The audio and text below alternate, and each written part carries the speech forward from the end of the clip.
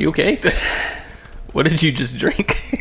Yerba mate. Ooh. We are worn down. This whole Kubrick con thing is killing us. I Gone can't long enough. Wait for this to be over. Oh my gosh. Are you drinking the energy drink right now to stay awake for the rest of Kubrick?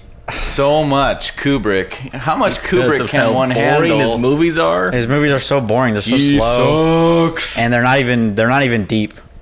Right. Yeah, like Bit surface level, honestly. pretty surface. Yeah. Yeah, especially this one. There's nothing to it. Welcome to the 2001, there's Talkies, nothing to it. everyone. This is the Talkies, and today we're talking about 2001: A Space Odyssey by Stanley K. And before we get into that, I would like to give a shout out to our sponsor, Guayaki, organic brand yerba mate. Tell us all about it, Taylor. Guayaki has been kind enough to sponsor this day's episode. They've given us $10,000 to spend on anything we want in exchange for supporting their product. Yep. Come to life. Guayaki, organic brand yerba mate. You heard it. You heard it here first. Here first. All right. Thanks for that, Taylor. Thank you. Now back to the regular. Thank you, Guayaki. Back to the regular program. It was strange. Kubrick made 2001. I don't think so. Okay. The worst podcast of all time. What can we say about this movie? Let's talk about this movie. You know what was cool is that we usually don't watch the movies together, but this one we watched depends together. on how you mean by usual. Yeah. We've been doing this for a while. New normal. In the new normal. New normal. Oh no. We don't watch movies together, but this time we did. Honestly, it was the best Kubrick experience I've had thus far. Yeah, we all watched it and we screened it, and We it was had a really good fun. time. It was awesome. Yeah. Dang, it was awesome. Yeah, I love this movie so much. We had a shit sound system, but we had a great visual. You know what? It kind of added something in a way. Yeah. It's weird. Like, we had bad sound, Yeah. a big screen, but this movie, like, when there is sound, it's pretty dang prevalent, right? It's like bomb, bomb, bomb, and it's it's like Big sound sounds. in your It's face, big. big sound. Yeah. The rest of the movie's like silent.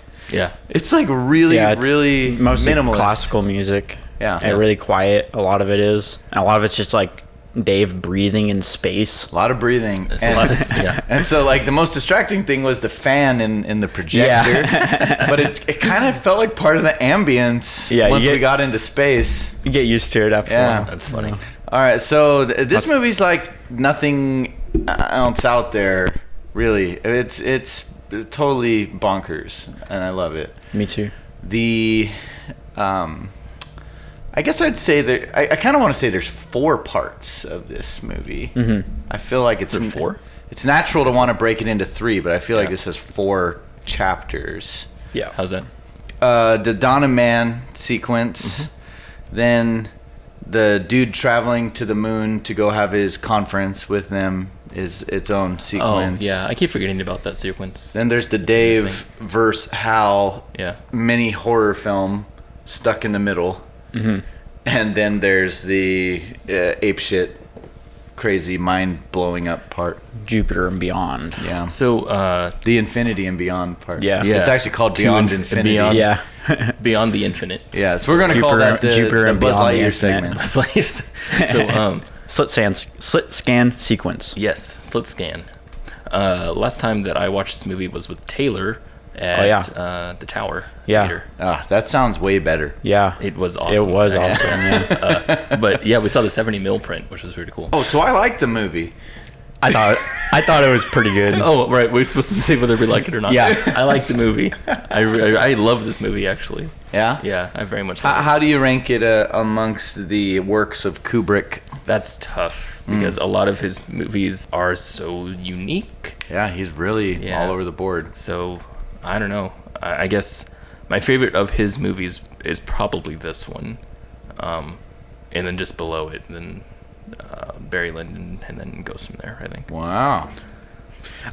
This, it's funny is through this experience of going through all the Kubrick movies with you guys, 2001 of all the rewatches that I've done, because I've seen them all anyway, and then seeing this 2001 this time, it's been the most enjoyable of all of his movies. Yeah. For me, Nice. by quite a bit even. Like I would say, Because you were high this time. Exactly, because I was hella high. I was like fucking. Right, yeah, you're having a seizure. I forgot about that. Yeah, that's crazy. Yeah. I was like Dave at the end of the start. No, yeah, I would agree. This was like my most enjoyable. Like even seeing it in the theater was cool, but like being with all of us, it was awesome. Yeah, I hadn't seen it in like 10 years, so it was. And you walked out major. during a part, dude. Yeah, but that part sucked. They showed That's true. 0G toilet. I went to go use a G toilet. There was a joke in there. That was a straight joke that you walked out on. Yeah? Yeah, like the guy who was doing. He's like, how do I pee? Going to the guy who's going to Clavius. He stopped to look at the thing that said zero gravity toilet, and then it said underneath passengers are advised to read the rules before use. Yeah. And then there's 10 rules, and all of them have paragraphs of text. And he's like, nah. Yeah. It just slowly zooms out, and he's like, right. I was like, it's just like paragraph after paragraph of funny. instructions. It's like this. See, now I'm sad I missed it. It's like this big joke in the middle of like this really serious movie. Yeah, it's funny.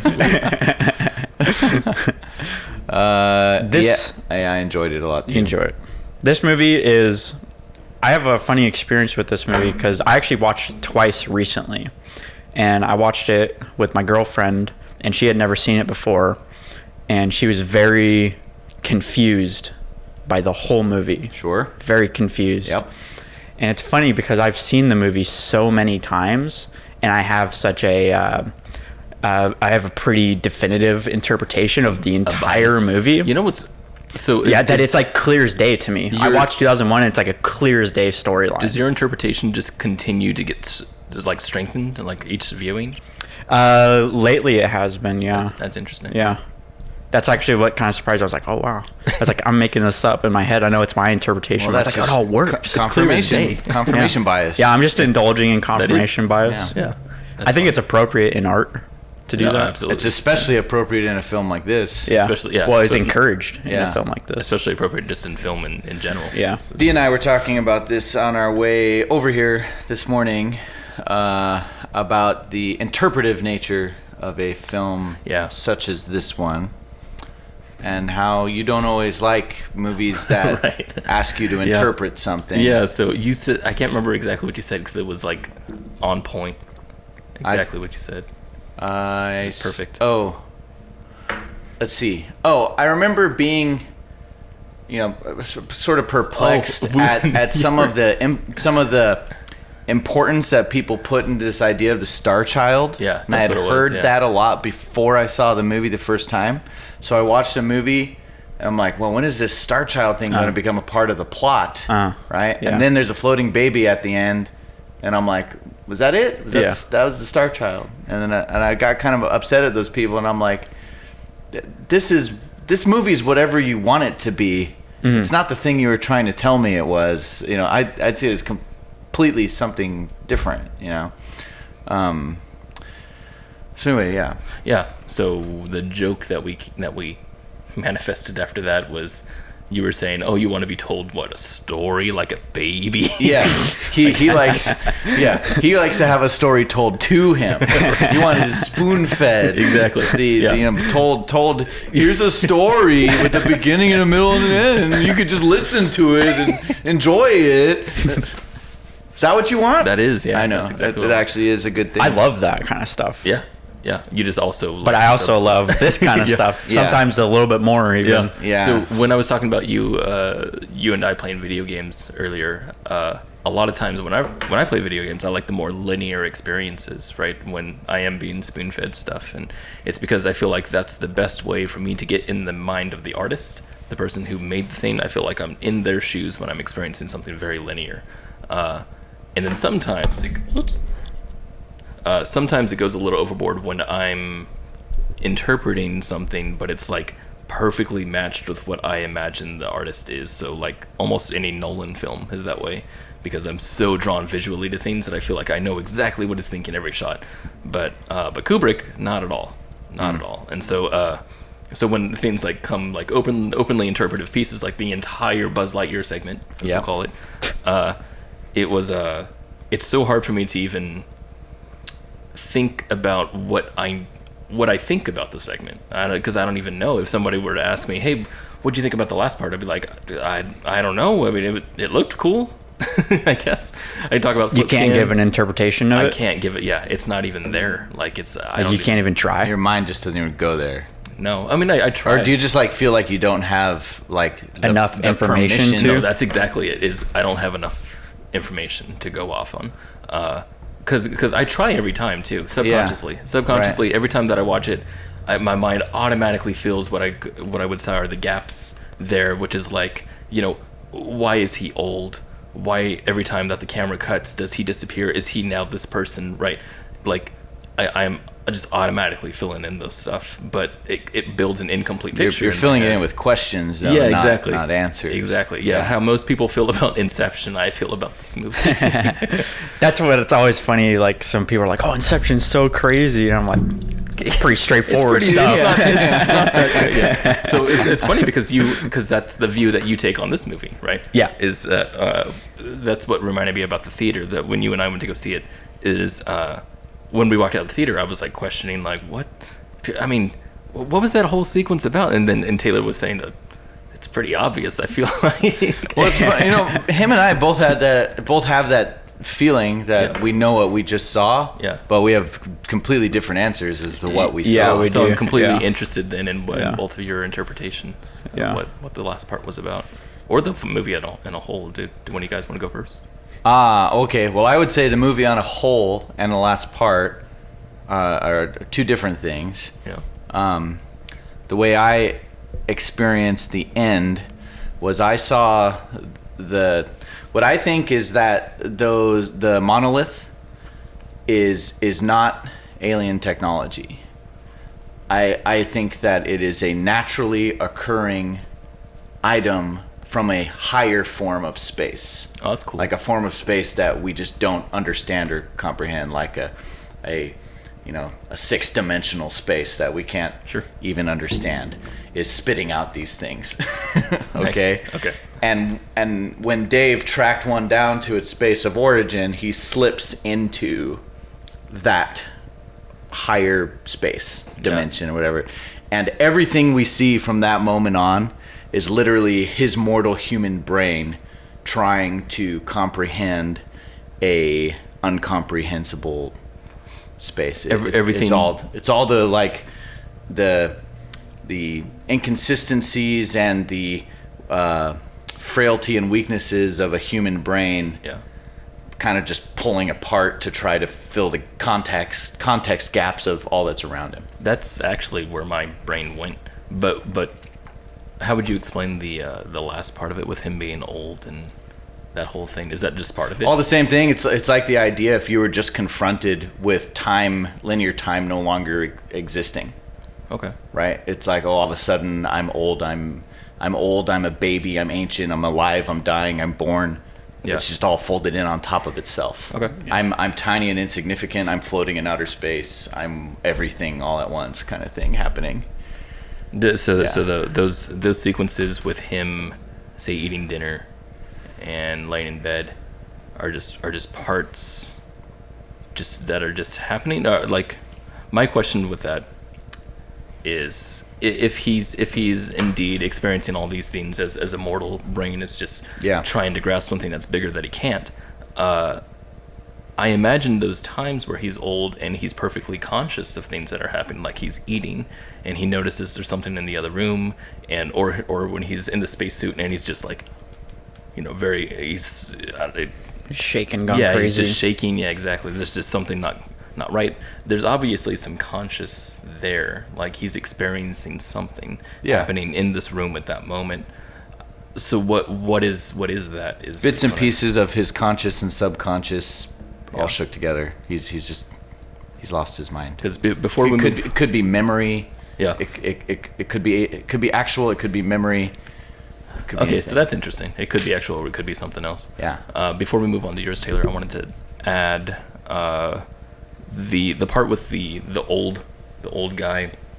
It was really interesting because the first time I saw that, I come to the same conclusion every single time, and it's the mortal brain falling apart in contact with something that's far greater than he could have ever known, and then it falls apart when I think about him as a, like, he came in contact with this item or this thing, and as he came in contact with it, he's still in space.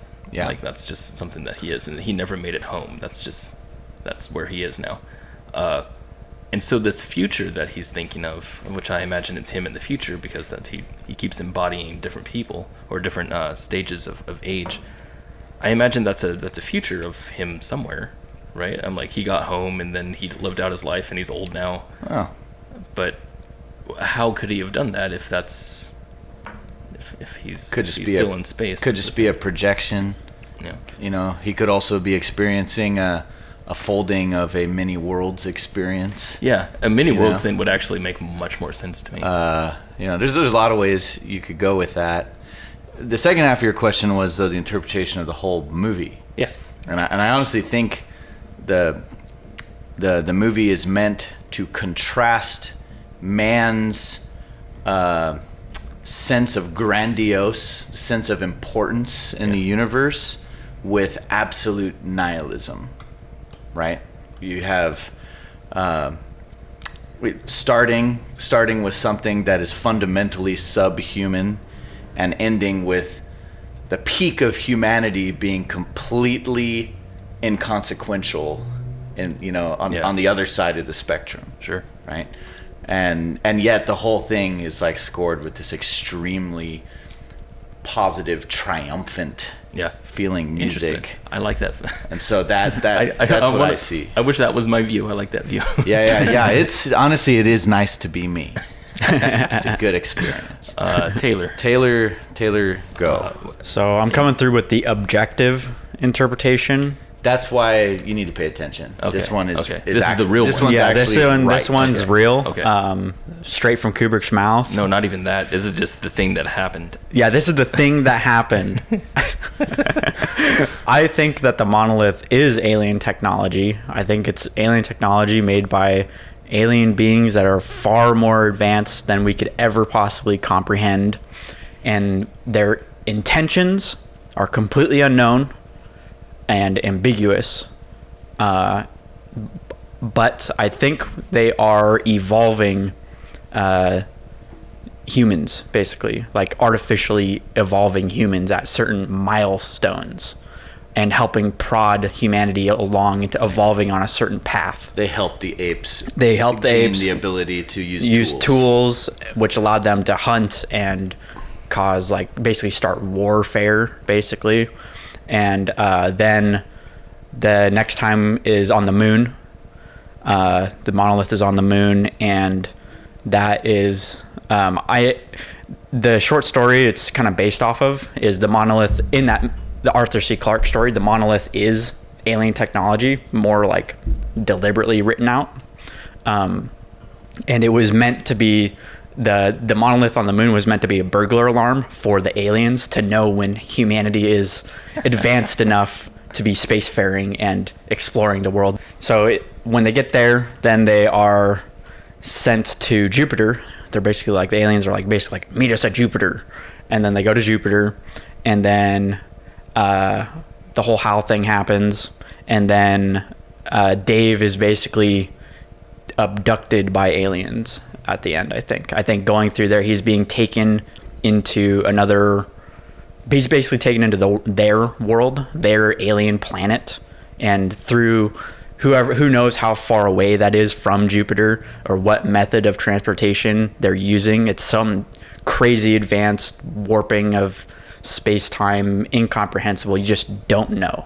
The limits of human understanding have been reached with this transportation and how these intelligent aliens behave. So that's the cosmic horror element that, like, you guys are talking about too. Yeah. But then I think the white room he's in, I think it's a habitat that they're keeping him in for unknown reasons. Interesting. I think they're basically keeping him there to age him to a point, and then transform him into the Star Child. That's cool. Yeah. That's interesting. The guy he sees eating at the table isn't him. It is him. Yeah, that's how I figured it was him too. I thought it was the other astronaut. Mm-mm. Are you sure? Mm-hmm. Because he looks like the other astronaut a lot. It's Dave. We'll see about this. I really thought it was the same actor. Yeah, no, I thought it was him. You always thought it was Dave? It was Dave, yeah. Yeah. I thought he distinctly looked like the actor who floated off into space. It's Dave. Well, that doesn't matter though, because it's an interpretive movie. Oh, sure. So Sorry. to me, it could be anyone I want it to be. Sure. So wait, so It was that's actually Gumby. is that what you is that what you've seen basically every time that you've seen the movie? Yeah. Interesting. Okay. Did you, when you first saw them, or not when you first saw it, but like, I didn't come to that conclusion until I saw the movie many times. did you know anything about the book before this? No. That's well, I mean, but you talked about Arthur C. Clarke just now. I've actually discovered that recently. Yeah. I discovered that after I held that position. Actually. Okay. Nice. Yeah. That's cool. Yeah. Okay. Well, your interpretation of the entire film is the whole thing. The whole thing, that it's kind of, Why make this movie? Yeah. why make this movie? Yeah. Why does this exist? It's the peak of visual storytelling. I think it's like conveying extremely intricate, complex ideas through visuals and cinematics and editing alone. It's literally like what it's about, though. It's about like the limits of human understanding. I think it's about our place in the universe. It's asking a lot of really broad questions, a lot of big, broad questions. It's also, I think, a futurist kind of film. I think it's trying to take a genuine crack at predicting what a realistic spacefaring humanity would look like. Yeah. Realistically. Kind of almost like in Disneyland, like future, that Tomorrowland. Yeah, it's kind of like a take on Tomorrowland, but like in movie form. Yeah. Actually, So I think that's there's a interesting. ship inside of the line of Space Mountain that is made to look exactly like the ship from this film. Yeah. So yeah, I think it's hard to just say what it's about. Well, I mean, simply, what you said but- was, I think, perfect.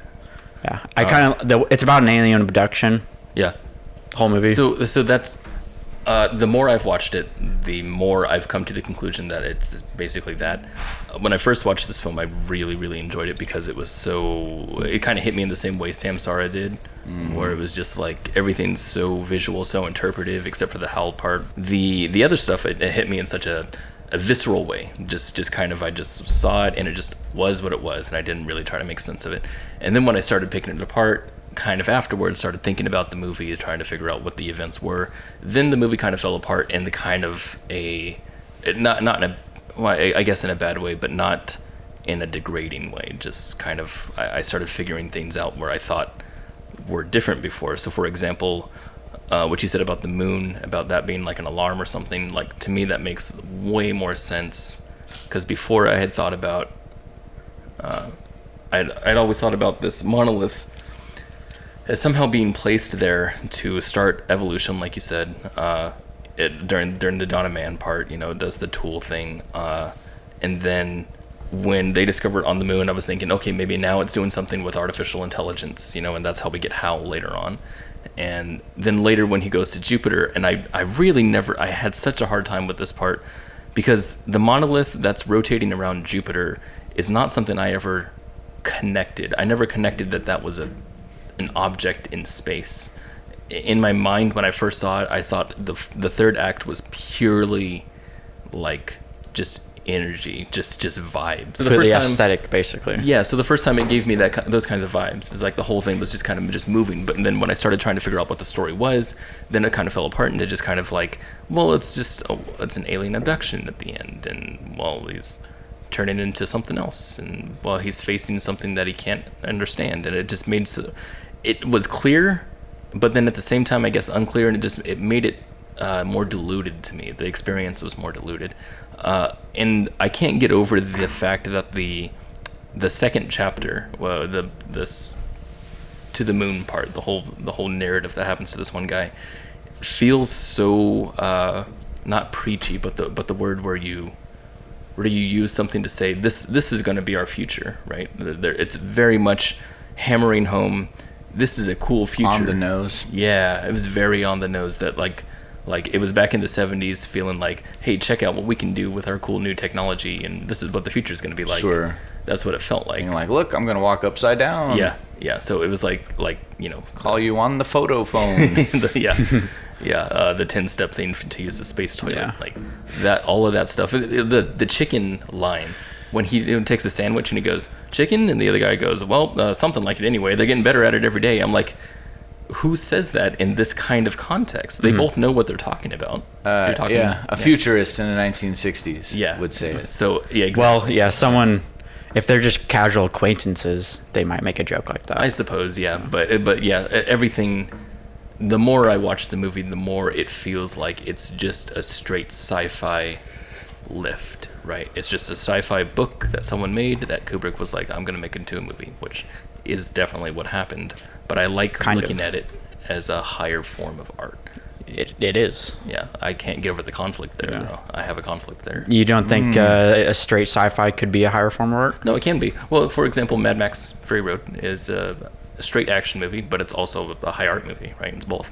But if I were to discover that the guy who made Mad Max was based on a comic book that he saw, and the comic book had zero depth to it, and the script also had zero depth, and he just did all this high art stuff on accident, then it feels diluted to me. And I don't think Kubrick didn't do that though. Didn't do what? High art Everything on you accident? just said, yeah. That's what I feel like it happened. Yeah. But he didn't. He actually was. Oh, that's objectively true. I mean, if you look into the writing process of the movie, you can find that out yourself. That they both collaborated. Arthur C. Clarke and Kubrick collaborated they hodgepodged a bunch of short stories. Yeah. Worked on them. Kubrick wanted to do a very specific thing with the genre. Well, he always wants to do such specific things, and they always feel genius when I first watch them, and then they dilute over time. To me, they feel less and less genius and more just kind of like someone wanted to do something. I think your analogy was unfair. That's what I'm saying. Whatever. Whatever. The point is I have a conflict in my mind between the two, the high art and the not high art, and if it just, I don't like that it exists, and that's what bothers me about the movie. But it's still my favorite Kubrick movie. Besides that, Well. We need a supercut now. If every time that after I finish my spiel, and we all go, Kenny goes, "Oh wow." This will sound strange, but I think there's a lot of movies out there that end up not being purely your movie because you really want to understand things. Well, except like for Mother, for example, right? Mother is a movie that I know I'm misunderstanding, and I want to stay away from the way Darren Aronofsky made it. Like, right. I like my interpretation, and I'm going to keep it that way. Yeah. Yeah. I think the best movies don't leave you wanting to interpret at all. Like, no, exactly. I didn't feel like I actively had to interpret anything in 2001. No. And that's just was happening. Yeah. And that's the thing that happened to me in the first time I watched it. Yeah. It was just washed over me. And I'm sure if I watched Samsara again, that I'd start analyzing it. And it's not something I do on purpose. It's just my brain kicks in. That's awful. Well, it's kind of like you with the so sorry. The premonitions that you have, the psychic ability that you have to. Yeah, that's a gift. You can't turn it off. When you look at a movie and you start thinking about, this is going to turn into that. Yeah. You see the formula. Yeah, it's something that you see. Yeah. You intuit. Right. And I don't. Yeah. And I feel really bad for you that happens. In the same vein, I analyze, I intuit. And I feel bad that analysis. Yeah, because I think that definitely gets in the way. It does. Of an experiential film. Absolutely. And what I go through gets in the way of a more traditional narrative film. Right. Yeah. Well, and it's just the way we think about films. That's just it. Yeah. Look at that. It's the way our brains intuit. Damn. Yeah. Well, I'm glad we did this today. That's guys. how Dee and I are able to stay good friends despite our enormous differences. Damn. Isn't that right, Dee? That's right. We have enormous differences. Yeah. And we can still be friends. Yeah. Why? See, and this is the bridge I can cross that Taylor can't. I know. That's why we're not friends. That's why you two are enemies. Yeah, you and me are enemies. Yeah. Yeah. That's why we sit the farthest away from the table. Yep. That's why I have to sit between these guys. I have to do it. I'm the bridge between two worlds. Yeah. Yeah. Yeah. When I talk about experiential stuff, like some of the things that I love my view on, the first time that I watched them is like Black Swan, for example. I think is a great, fantastic movie, but only because I've seen it once, and I don't think I want to go back and watch it again because I feel like I'm gonna go deeper into it and be like, I don't know. And then Inception is actually a movie that's opposite of that, where I first watched it and it washed over me, and I was like, that was pretty cool. But then every additional viewing, it's better and it's better and it's better, and it's because that's a movie that has very practical depth to it, where they literally wrote out levels of the dreams and stuff. And so if you read more into it analytically, you're gonna get more stuff. Yeah. So that's one of my favorite stuff. Same with Interstellar, or most sci-fi movies, actually, for that matter. Yes. Yeah. So this movie's like a blending of stuff you really have to interpret and stuff you don't, which is very unique. It's strange, a little strange. But I think it's funny because the part of the film that I think is actually a fairly small part of the overall piece is the whole Hal versus Dave thing, which is good and interesting. Yeah. But I find it's since it's the most graspable, it's become the cliche that everyone refers to when we talk about this film. Absolutely. Yeah. They talk about It's the most iconic stuff. But I feel like it shouldn't be. Right? Like I feel like the rest of the movie is actually content-wise much more rich. Yeah. As good as the Hal drama is. Yeah. The bookends on either side of it are much more interesting to me. Yeah, I kind of think like the Donna Mann sequence is like the best short film ever. It is so awesome. Yeah. Like, while the costumes and physicality is not flawless, it really stands up because of its genuity. Yeah, true. Like, yeah, these guys are going nuts. Like they're fully you're in. Like I feel like they were like on the verge of actually hurting each other. Yeah. Like I see a cast that was pushed. Yeah. In that scene, it's intense. And it is pretty much the most practical and best way to do it for what they had written for the time. Yeah. But I really love how straightforward the storytelling of that section is. I feel like visually. Yeah. Where it's very good visual storytelling. Yeah. Like you don't even pick up exactly on what's happening until their conflicts start arising. Right. You don't even realize that they're actually setting up key pieces of information that they revisit. Two groups. They're gonna fight over this water hole. Yeah, thing. and they establish that they're not meat eating. Yeah. And that they do not hunt. They live in harmony. They live in harmony. Animals. Kind of next to the animals. They're eating plants, and they have a social conflict that can't be resolved. And then the monolith shows up. They freak the hell out, and then each one of those points gets addressed again. They discover tools. They start eating meat and hunting, and then they defeat the others. The first act of warfare. Yeah. That was Cain slaying Abel. Yeah. Cut to a nuclear satellite. Dude, the bone. Yeah. That's so cool. Yeah. I don't. I know you hate that. No. I don't hate it. Okay. I don't like. I'm not gonna say anything. Go on, offend us. Come on. Everyone talks about that match cut as the most famous match cut of all time. They say a match cut that spans millions of years, and I'm like, okay, it feels like a lot of Kubrick stuff to me feels like the cut is unmotivated, and I don't like unmotivated cuts, so it feels weird to me. It feels unmotivated? Yeah, no, it like the cut is noticeable. Mm-hmm. I see the cut, and I don't feel like... What's wrong with that? What's wrong with seeing the cut? Uh-huh. It doesn't feel good. I can see it and be like... I think you're definitely intended to see the cut. No, I would say so. Yeah, I wouldn't say it's trying to be a transition that's perfectly seamless or anything like that. But the fact that all of my attention is drawn to the cut, and then from there, I don't know. It feels weird to me. It doesn't feel good. I can't explain it other than that. It just doesn't feel good. Sound like how it feels. I love how it moves the story forward. I love what that cut says. That cut doesn't say anything to me. Like, I understand what it means, right? It means that man has evolved from this simple bone to something, a crazy spaceship, and I understand the size. It's also a weapon. That's a nuke satellite.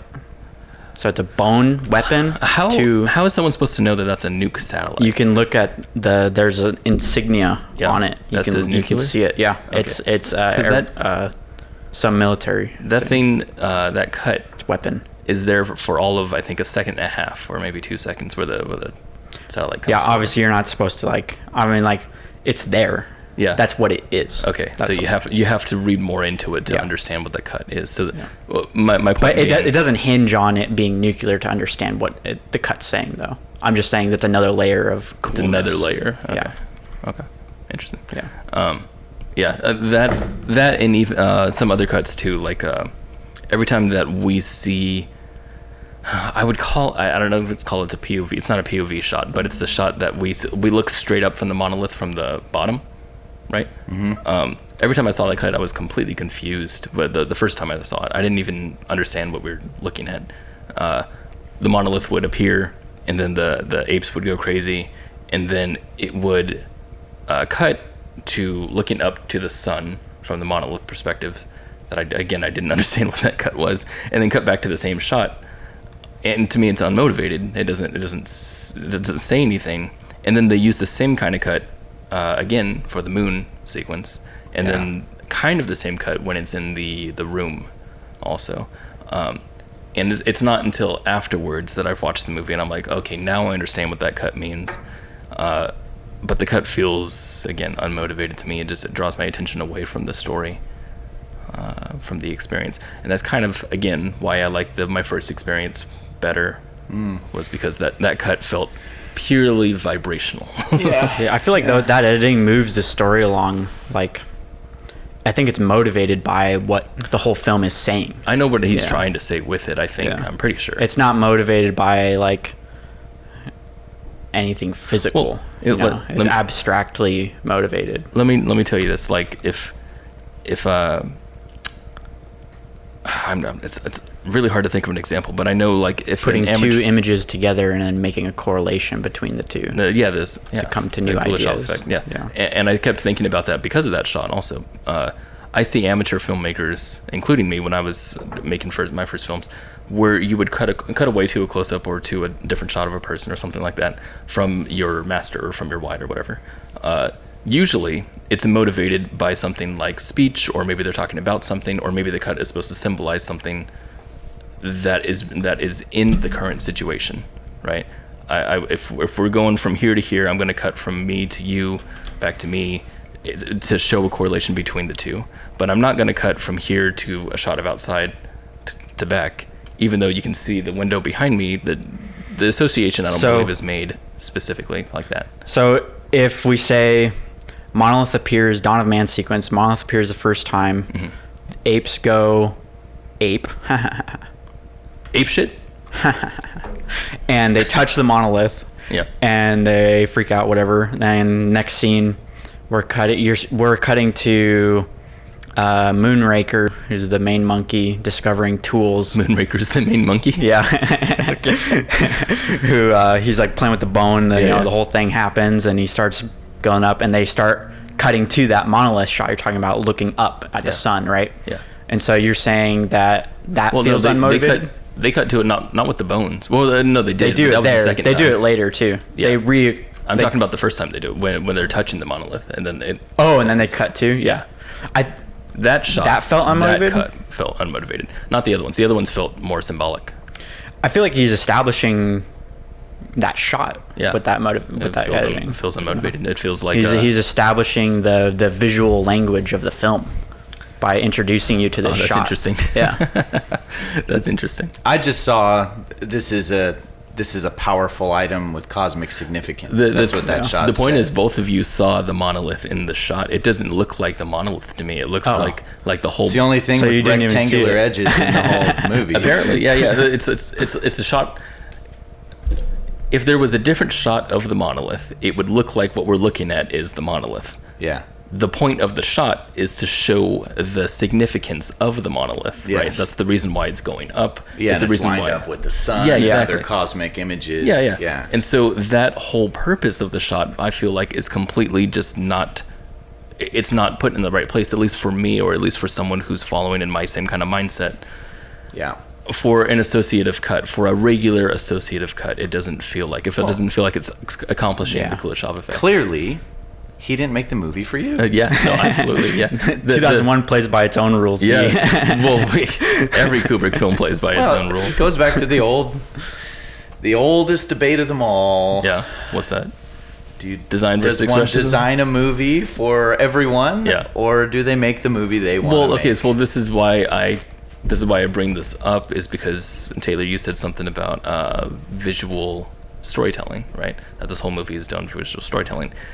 In that way, if we're talking about Kubrick as kind of inventing his own visual language, everybody who's ever made a movie has an equal amount of visual storytelling. And I would say no, that there's some that are definitely bad at it, and there's others that are better at it. And I would say Kubrick is not the best at it, and it feels weird. So that's all I'm pointing out. I think he's pretty much the best. Yeah. He's the best at it. But then you guys, if that's a real answer, I would say that means that Kubrick has some design over his shots as opposed to keeping them purely expressional. I think that's true. I think there's no question that he Is designing? is Oh, a- Then I would say he's a bad designer. He's a hybrid thinker. Yeah, then He's I a would say hybrid. what he did was a bad shot. I'd say that's a bad edit and that's a bad shot. I don't know. Yeah. Can't go there with you. I went there. Come down here. Yeah, no. Come on, man. Not going to do it. No, come on. Not going to do it. Why would I want to go there? Come on, man. Come over here. Let's hate on Yeah. Kubrick together. Guys, let's hate.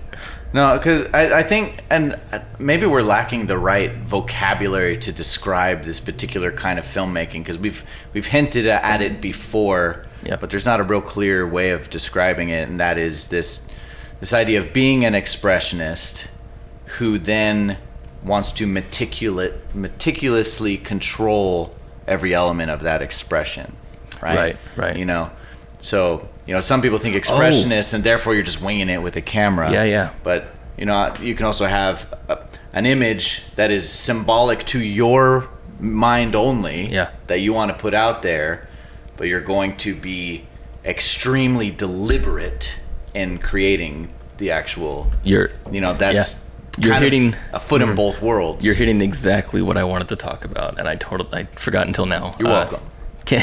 Taylor and I were talking about intent earlier. Just what it means to have intent in a movie. Yeah. And I feel like there's parallels that I can draw between really, really, really good filmmakers and Kubrick, and really, really bad filmmakers and Kubrick, and draw parallels between both of them to him.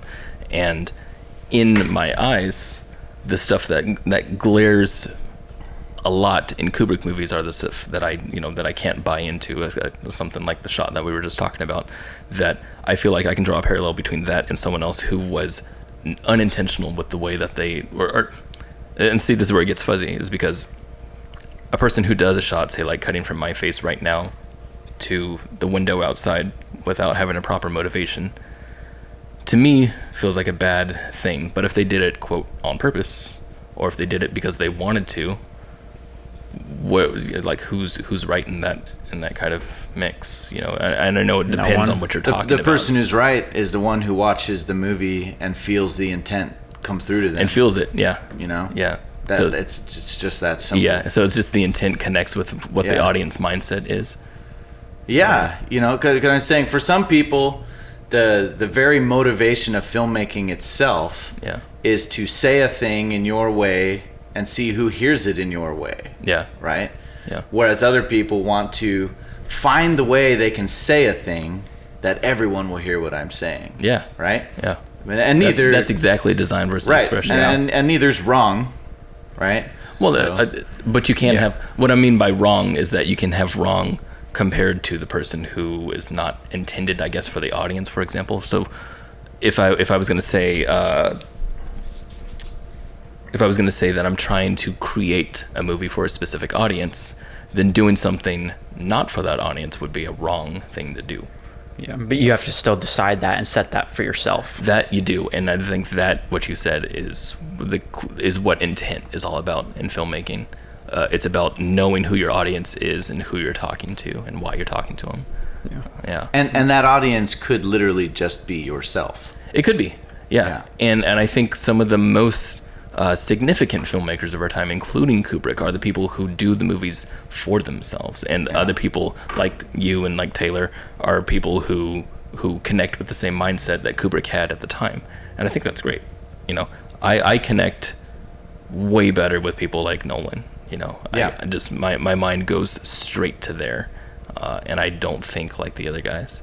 Well, and then there's people further down the line of the extreme. Yeah. Who no one knows their names except for weirdos like Taylor, because like Stan Brakhage, Brakhage, right. and Michael Snow, because what they are expressing, the percentage of the human population that's going to sit down and go, oh, right, exactly, is very small. Yeah, exactly. Yeah. You know, yeah. So and it's hard to look at those films and say that they're bad in any way, because it's clear to me that their audience is completely different. Yeah. Whereas Kubrick comes along and he makes movies that I feel like almost everyone has seen.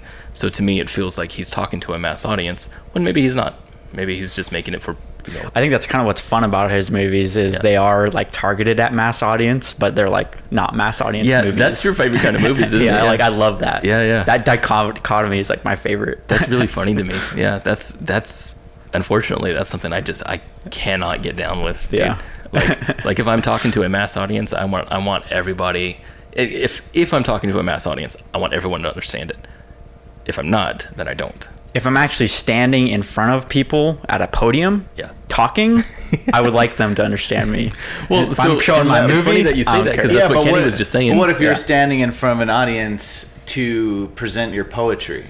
Right. That's different, right? Because that's a different medium. But that's my point. You wouldn't necessarily care if half the audience didn't get you, as long as you said what you meant to say. And so what this feels like is Kubrick is, and many other guys that you like, Taylor, are what it feels like. This is, to follow your analogy, Kenny is a person who's doing poetry, but at a podium for a mass amount of people. Yeah. And there's people in the audience that are going, "Oh, yeah," because they're there for that purpose. But most people are going. But I think you can see it in Kubrick's progression as a filmmaker. Yeah. As he gained influence and power, he begins to sort of accept that role as, I don't have to care so much. Oh, absolutely. Right? Yeah. I have the leeway, I have the finances, I have the permission to lean into what I want, not what they want. Exactly. And we can see it, I think, the most. And I actually love that. Yeah. Like, that's where I'm most excited to see a filmmaker is when they're living in that space. That's not me at all, because I went to film school and I wanted to do. I like the things that I learned in film school about films themselves, about how you can make things that I saw in theaters, and I really, really enjoyed. I don't know where I'm going with this. Anyway, I disagree. I've found in our, I think over this year of Talkies, as we've talked a lot about that topic of design, expression, tension. It's the only topic. The only topic throughout all of Talkies, basically. Well, I think throughout all of criticism. Criticism in general, it's a huge topic. I've come to this place where I feel really, really like... I feel really good about watching movies and consuming art, and the way I approach that as being like a completely subjective thing, but also understanding that everybody else has completely different frames of reference, just the pure subjectivity of it, but being able to like have, I guess, the power to know that my opinion is as valid as anyone else's on a piece of art is like a weird like confidence boost. That's cool. Yeah, which is interesting.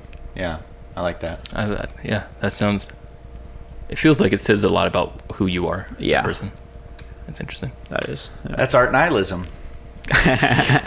Kind of, yeah. Being able to take things at surface value, basically, and not have to think. I try to distance myself from like production of a movie or something like as I'm watching it, even though I know a ton about like the production of 2001 or whatever. But just being able to like accept what I'm seeing. I like the idea of being able to enjoy a movie in different ways, right? Mm-hmm. Which it used to just be I have a taste, and movies that are in that taste I like, and if they aren't, then I don't. While there still are movies that I don't like, I find I'm able to enjoy a broader spectrum of movies, largely because of these conversations that we've had over and over again, but also there's other movies that honestly I feel like aren't necessarily that good, but I'm able to enjoy because of that other layer of context of like understanding the production that went into it, or the filmmaker's journey going into, so like just to take a concept and even a level deeper and make it even less significant. A movie can be just good for almost any reason under the moon. Absolutely, yeah, pretty much. Yeah, I'd like to be in that headspace also. Yeah. It gets really hard when it gets more expressionist for me. But like the most expressionist I've gotten, I mean, and then loved was Samsara. Yeah. And I just thoroughly love that movie. And Third and the Seventh also. Yeah. Oh man, Third and the Seventh is like probably my favorite expressionist film ever. And then what was I gonna say? I was gonna say something. I don't remember. Well, we've had like way deeper discussions and more arguments since we've switched to watching movies that we want to see.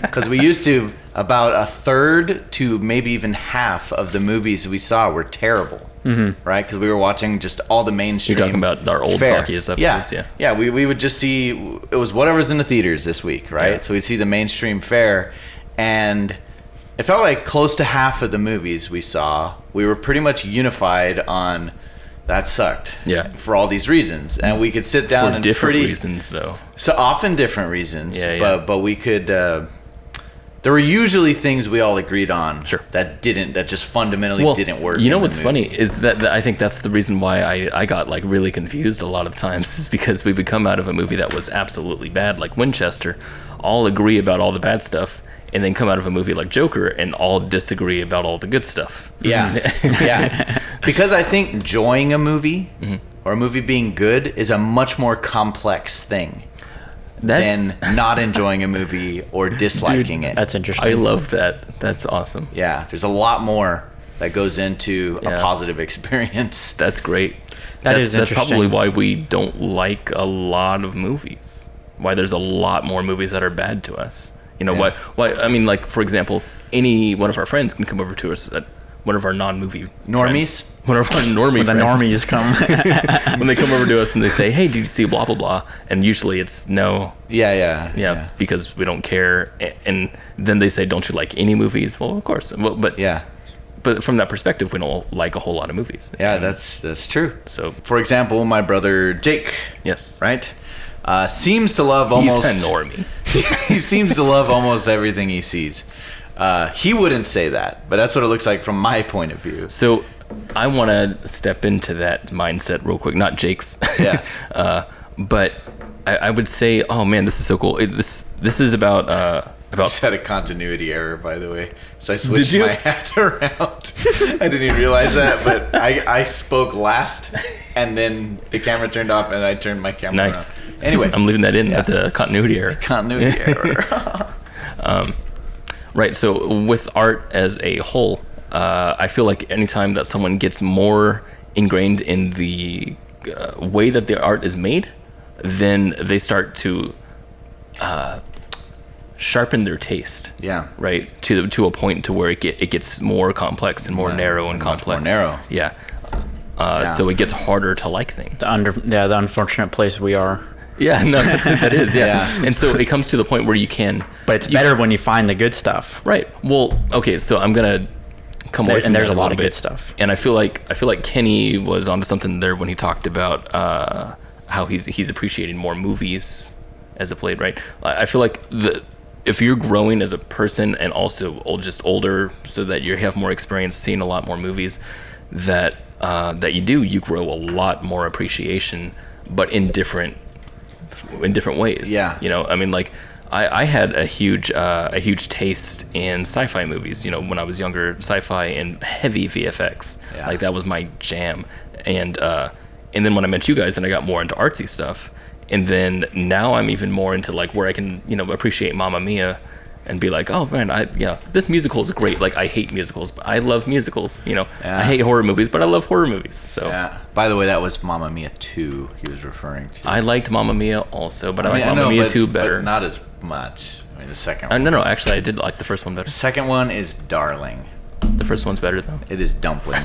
Our cousin Steven Yeah. has an interesting take on movies that I always thought was cool, and that he always leaves the theater having a good experience no matter how bad the movie is, because he just appreciates that anyone worked really hard in crafting a piece of entertainment for him to consume. That's Yeah. really nice. That's Very- like a gratitude-based Yeah, thing. exactly. That's it's like really totally nice. gratitude. Based. Yeah. Wow. Yeah. I That's- thought we that should was try like that. really I know. We wholesome. approach movies from the space of Very asshole. selfish. Yeah. Yeah. What did it do for me though? I was literally gonna say because like how I watch a movie is like I look at the surface and I'm like, what can I get out of this? Yeah. And like how good the movie is how much I can get out of it. Yeah. I felt so bad when we saw Joker, because Joker just didn't do it for me. Yeah. Right.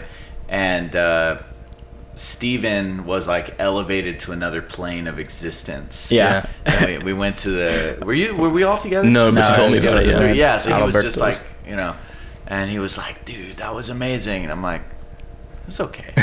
You know, and I did, and then he asked, he was like, well, what did you have a problem with? I'm like, I'm not going to say. I'm just not going to say. Yeah. Yeah, like you 'Cause, feel like, bad about I've it, been yeah. the guy too many times Yeah. that like ruined someone else's experience. Yeah. And I'm like, like Jake wishes he never talked to me about Star Wars? Star Wars Yeah. Episode 7. He was just like, dang.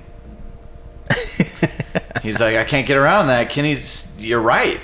I guess it is a bad movie. But it only happened because, you know, I explained a bunch of things and I like he lived better in ignorance.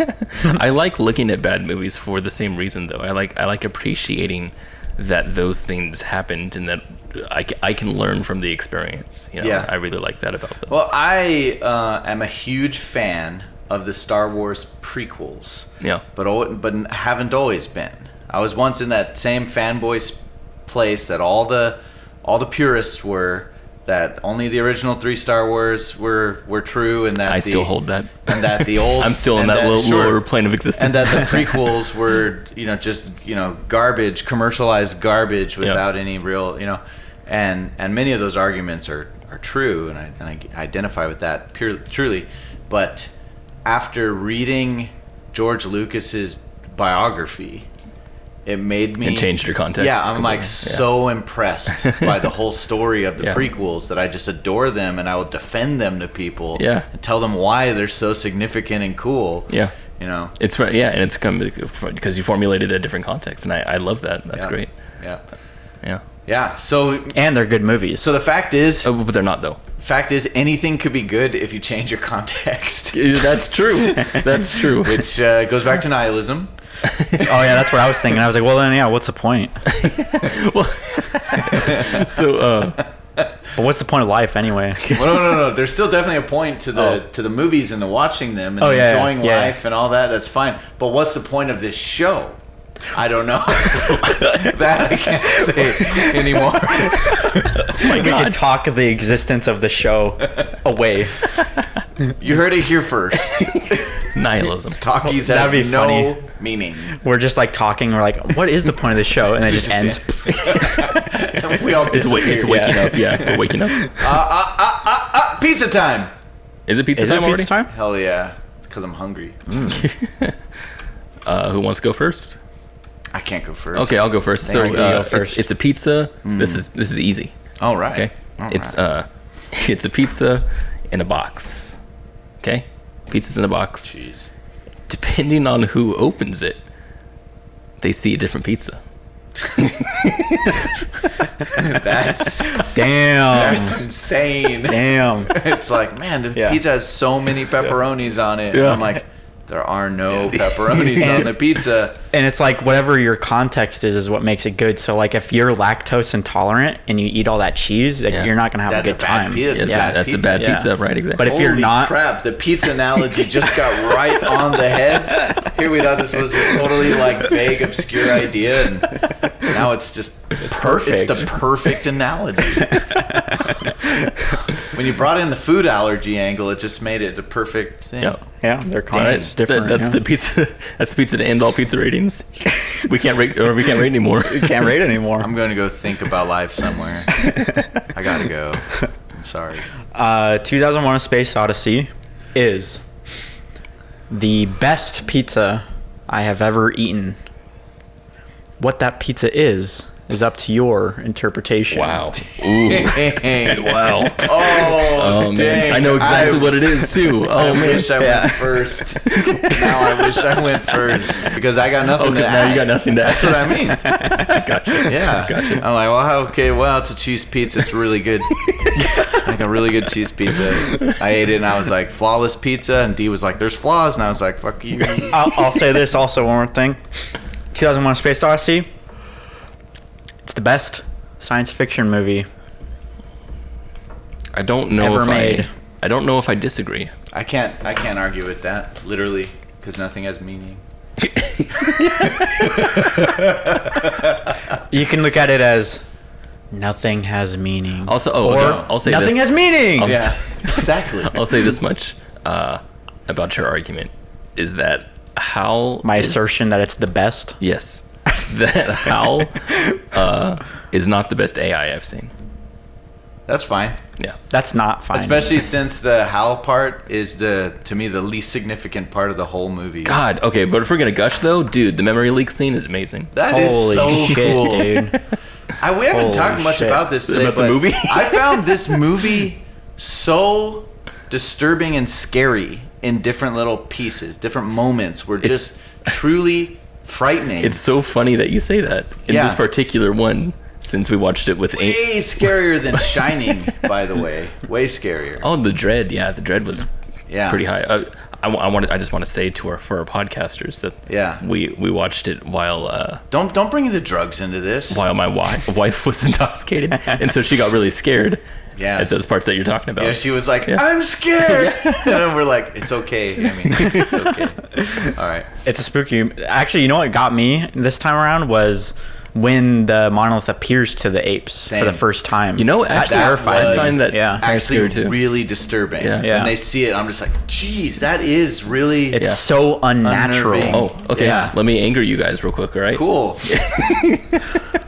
Oh, Taylor's falling asleep over No, that's there. right. I'll lean into it for lean in. Taylor's. Lean in. Okay, here All we right, go. let's do it. Okay, so the cut where Amy got scared, you know, the freeze frame. Made you laugh. Yeah, made me laugh. Yeah, you hate freeze frames, Yeah. so yeah. Made me no. laugh. I was like, when I that's saw the cheesy. freeze frames, I was just like, that's awesome. And then I'm like, D hates that. I know D's gonna make fun of those.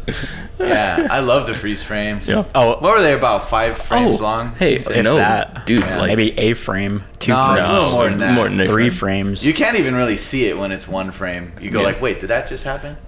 It's kind of like that. It's not. Pretty close to It's that. longer than a. It's not. Some are, some I aren't. think it's 5 frames. Some are longer than others. We're gonna count, but I think it's We're gonna 5. we're gonna count frames I now. think it's 5. Don't worry, I'm gonna do a whole commentary track on 2001: A Space Odyssey.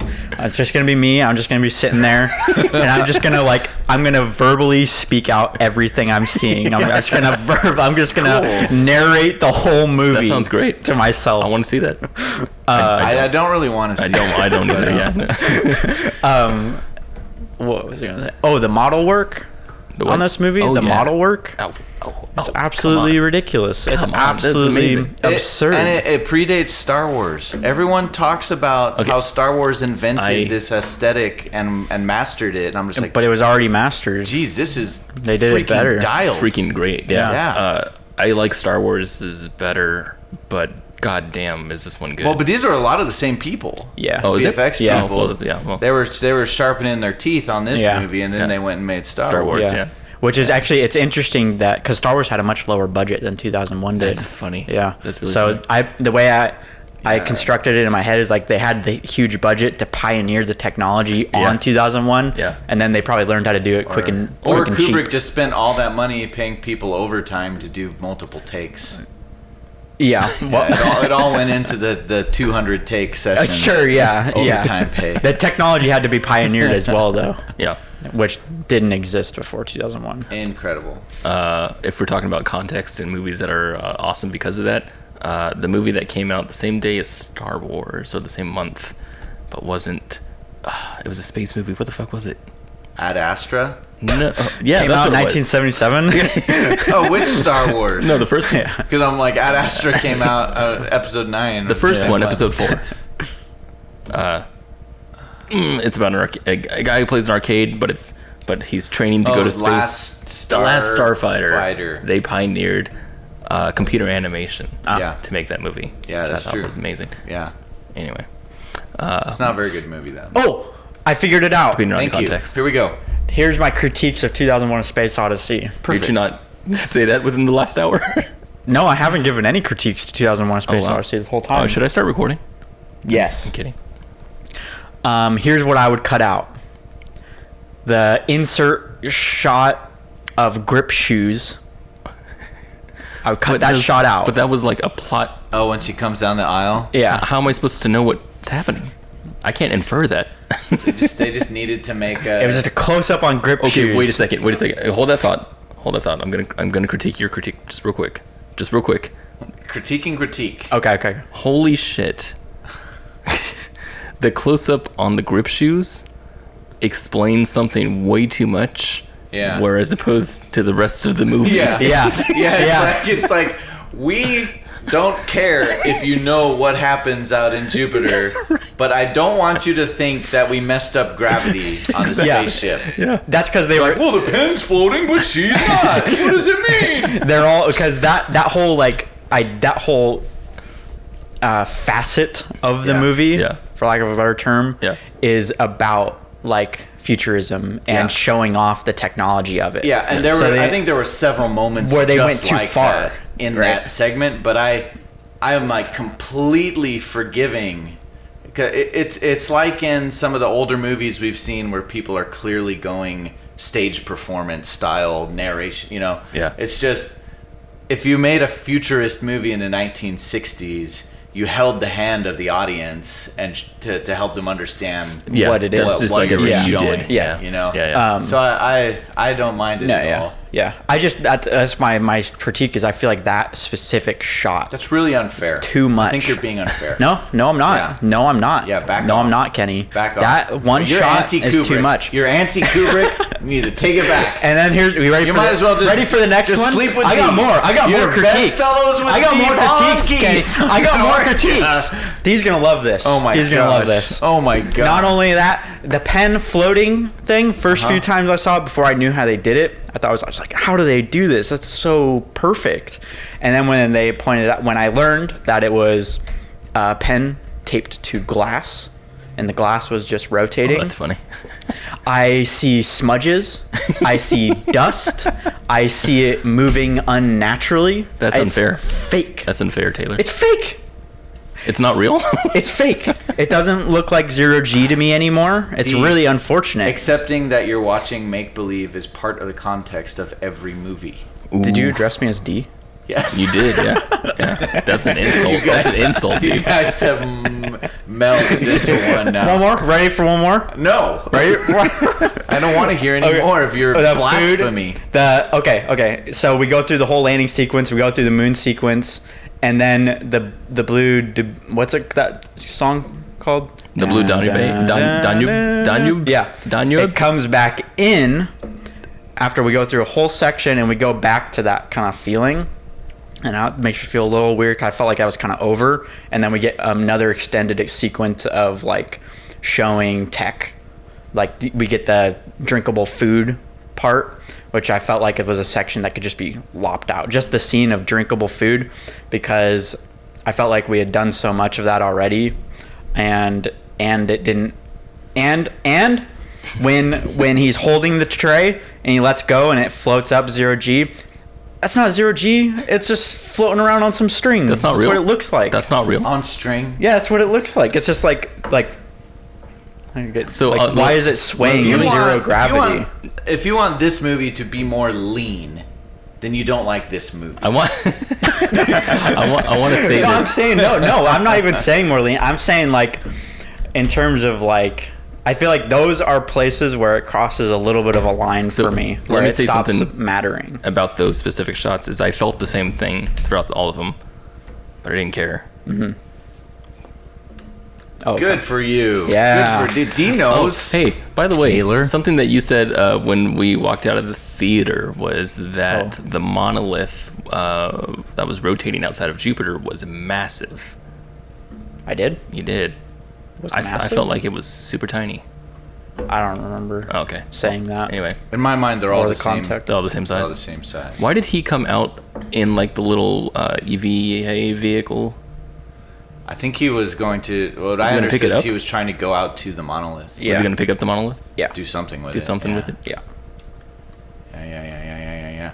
The whole segment that you just pooped on, I love because I adore vintage like 1950s like commercials for the way of the future. Yeah, that's what that is. How Yeah. plastic and nuclear power will make a better tomorrow Right. for all of us. Right, yeah. I love stuff like Yeah, that. I like that. It just towed a line for me. To me, it feels like Back to the Future 2, that kind of stuff also, where you're just saying, look at the future stuff. Yeah. The 1985 vision of the future. Yeah.